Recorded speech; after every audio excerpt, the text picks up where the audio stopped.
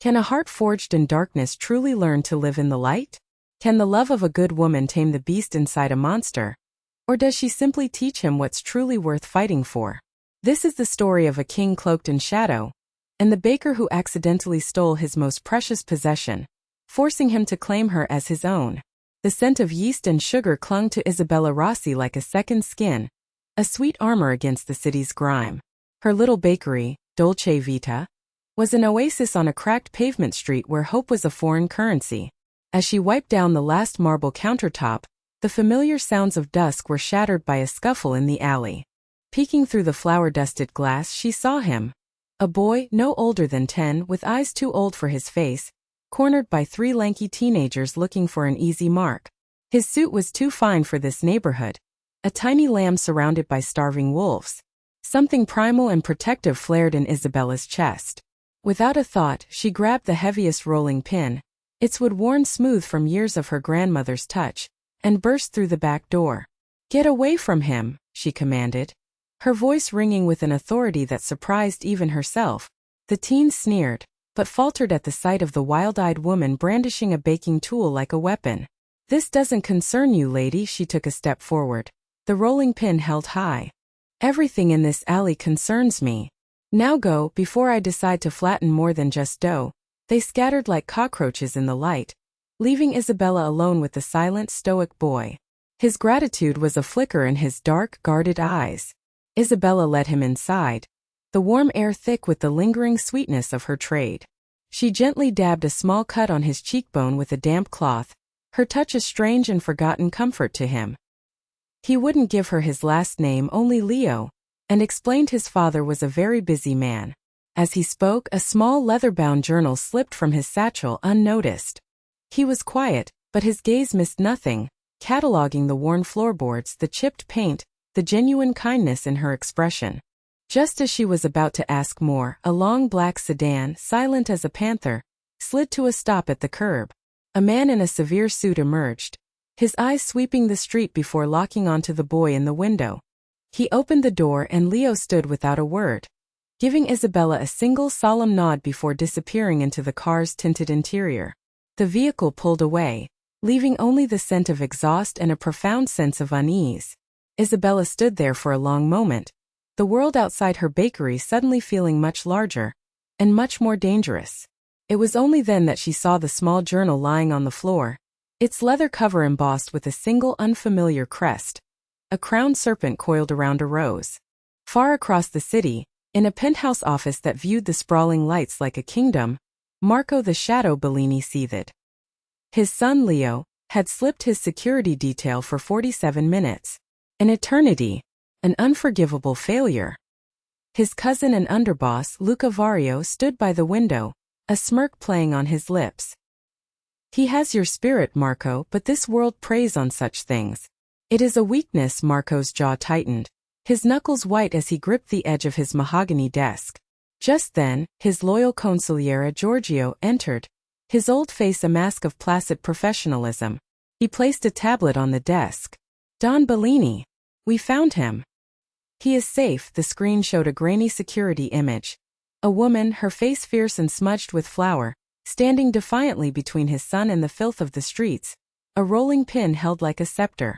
A strange calm washed over Marco's fury, replaced by a cold, consuming curiosity. "Who is she?" he rumbled, his voice a low growl. "Isabella Rossi. A baker," Giorgio replied.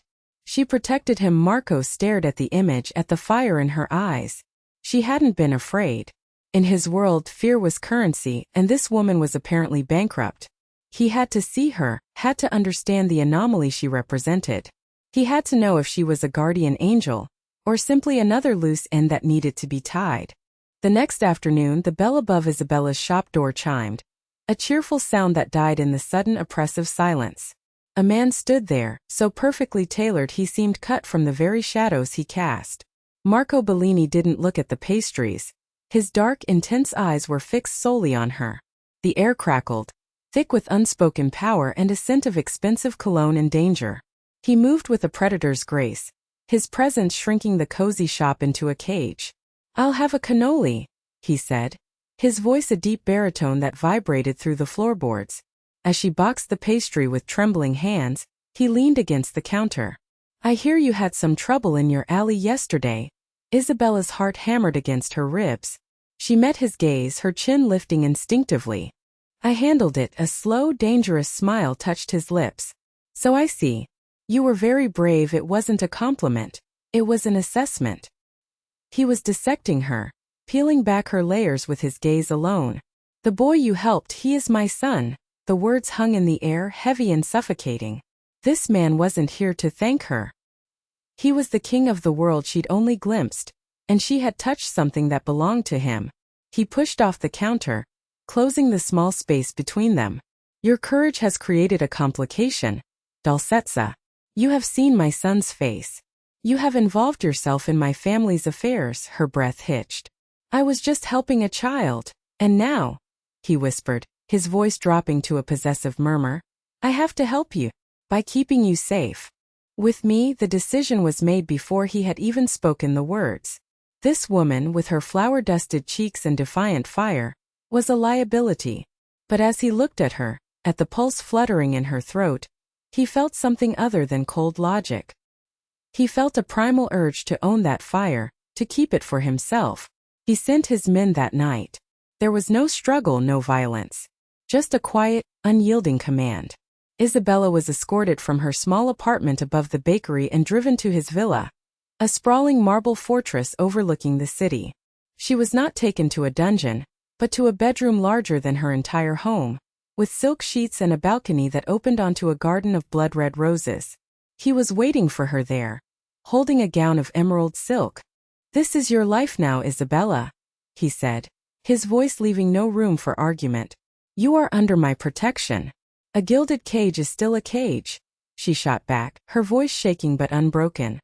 He stepped closer, tracing the line of her jaw with his thumb. The contact was electric, a shock of forbidden heat. "In my world, a cage is the safest place to be.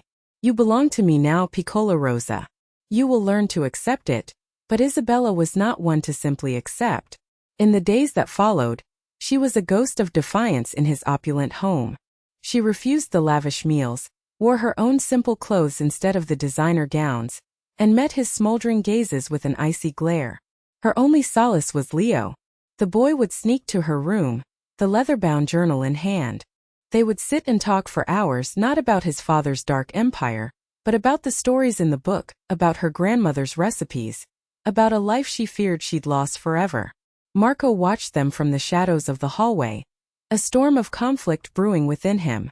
He saw his son smile, a genuine, unguarded smile he hadn't seen since his wife was killed in a rival family's crossfire. He saw the way Isabella's presence soothed the boy's hardened edges, and it infuriated him as much as it captivated him. One night he found her in his library, bathed in the moonlight streaming through the colossal windows. "You do not break, do you?" he murmured, startling her. She looked up from her book, her eyes flashing. "Is that what you want? A broken toy to play with?" "No," he admitted, the word tasting strange on his tongue. "I want to understand why you are not afraid of me." She stood, closing the distance between them, her scent of vanilla and courage filling his senses. "I'm not afraid of you, Marco. I'm afraid of what you represent. This world of violence, it will consume everything pure, including your son." Her words were a dagger to his soul, striking the one fear he kept locked away. He reached out, his hand engulfing hers, his thumb stroking her delicate wrist. "Then perhaps," he whispered, his voice raw, "you can teach me how to protect him from myself." From a darkened doorway, Luca Vario watched them, his face a mask of venomous hatred. He saw the chink in the shadow's armor. And her name was Isabella. Luca's strike was swift and brutal. An explosion ripped through a Bellini shipping warehouse at the docks, a clear message from their rivals, the Falcone family. Or so it seemed. The attack was a phantom designed to ignite a war. But Luca planted a seed of his own. He left a piece of evidence, a small embroidered handkerchief scented with lavender, a detail he'd overheard Isabella telling Leo was her grandmother's favorite. It was a subtle, venomous lie.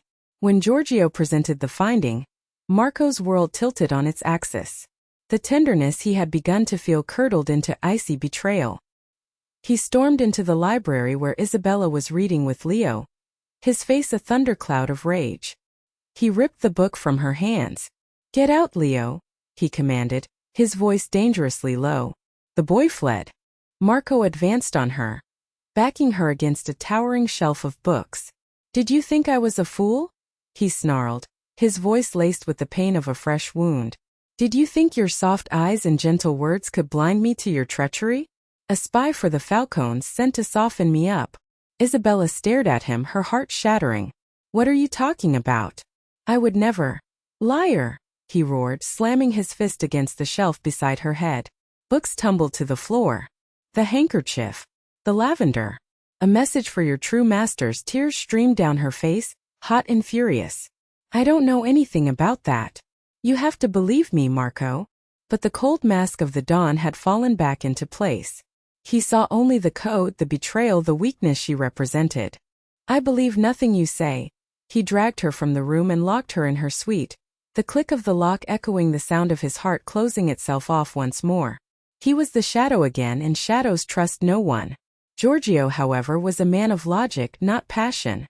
The evidence felt too clean, too perfect. Luca's satisfaction at Isabella's fall was too pronounced. The old consigliere began to dig, quietly and methodically, into Luca's recent activities. Meanwhile, Leo, who had hidden and heard everything, crept to his father's office. He stood before the desk, small but resolute. "You're wrong about her, Papa." Marco didn't look up from his papers. "Go to your room, Leo." No, the boy's voice was firm. "She told me about the handkerchief. She said she lost the last one her nana ever made for her weeks ago, before she even met us. She was crying about it. She wouldn't use it as a signal." The child's simple, honest words pierced through Marco's rage like a beam of light. A detail so small, so personal. How would Luca have known that unless he had been listening, spying, plotting? At that exact moment, Giorgio entered, his face grim. He placed a folder on the desk. Inside were photographs. Luca meeting with a known Falcone informant. Bank statements showing large, untraceable deposits. The treachery wasn't hers. It was his own blood. The realization hit Marco like a physical blow, stealing the air from his lungs. He had accused her, terrified her, almost destroyed the one person who had seen the man behind the monster. He ran to her room, fumbling with the key, his hands shaking. He threw open the door to find her sitting on the floor, weeping silently. He dropped to his knees before her, not as a don but as a broken man. "Isabella," he choked out, his voice thick with shame. "Perdonami. Forgive me." The family meeting was held in the villa's cavernous dining room, under a crystal chandelier that seemed to weep light onto the long, polished table. Luca Vario sat near the head, confident and smug, believing his coup was all but complete. Marco stood, his face carved from granite. He didn't shout. He didn't rage. He spoke with a quiet, lethal calm that was far more terrifying. He laid out the evidence piece by piece, the photos, the bank records, the testimony of his own son. Luca's face went from pale to ashen. The silence in the room was absolute, broken only by the sound of Marco placing a single bullet on the table. "You broke the code of Omerta," Marco stated, his voice echoing in the cavernous space. "You betrayed this family. You betrayed my son. And you tried to destroy an innocent woman to satisfy your own greed." He looked around at his men, his gaze hard. Power built on lies is an empire of sand. Justice was delivered swiftly, according to their ancient laws. Luca was exiled, stripped of his name and his life within their world. A fate worse than a quick death. Marco had solidified his rule, not with brute force, but with a terrifying clarity of purpose. He returned to Isabella, his knuckles bruised not from Luca, but from the wall he had punched in his office. He found her in the garden among the roses. He took her hands, his touch now gentle, reverent.